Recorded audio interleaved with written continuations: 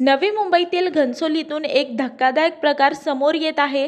नवी मुंबईतील घनसोली परिसरात एका रस्त्यावर काही तृतीयपंथी भिक्षा मागत होते। मात्र या ठिकाणी भिक्षा मागायची असेल तर हप्ता द्या असे स्थानिक गुंडांची मागणी फेटाळताच 3 तृतीयपंथी व्यक्तींना बेदम मारहाण करत हत्या करण्याचा प्रयत्न करण्यात आला। या प्रकरणी रबाळे पोलीस ठाण्यात गुन्हा नोंद करण्यात आला असून पोलिसांनी आरोपींना बेड्या ठोकल्या असून एका आरोपीचा शोध घेतला जात आहे। योगेश उर्फ परशुराम निळकंठ, प्रतीक कांबळे व त्यांचा अन्य एक साथीदार असे यातील आरोपींची नावे आहेत। ठाणे बेलापूर मार्गावरील घनसोली स्टेशन समोर काही तृतीयपंथी भिक्षा मागून उदरनिर्वाह करतात। नेहमीप्रमाणे 2 तारखेला 3 तृतीयपंथी व्यक्ती भिक्षा मागत असताना त्या ठिकाणी आरोपी एका दुचाकीवर आले।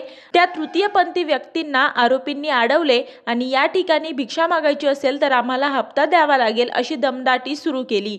मात्र या गोष्टीला ज्या तृतीयपंथी व्यक्तीने नकार दिला त्याला बेदम मारहाण करण्यास सुरुवात केली। इतर तृतीयपंथी व्यक्तींनी त्याला वाचवण्याचा प्रयत्न केला असता त्यांनाही मारहाण करण्यात आली। यातील एकावर आरोपींनी चाकूचे वार केले।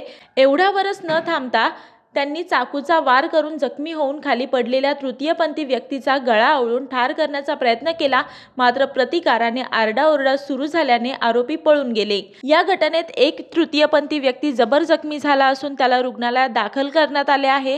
रुग्णालयात तो बोलण्याच्या स्थितीत आल्यानंतर त्याचा जबाब घेत पोलिसांनी 4 तारखेला गुन्हा नोंद केला। गुन्हा नोंद होताच वरिष्ठ पोलीस निरीक्षक संजीव धुमाळ यांनी तातडीने कारवाई करत आरोपींना अटक केली आहे। मी वर्षा काटेकर, योद्धा न्यूज, नवी मुंबई।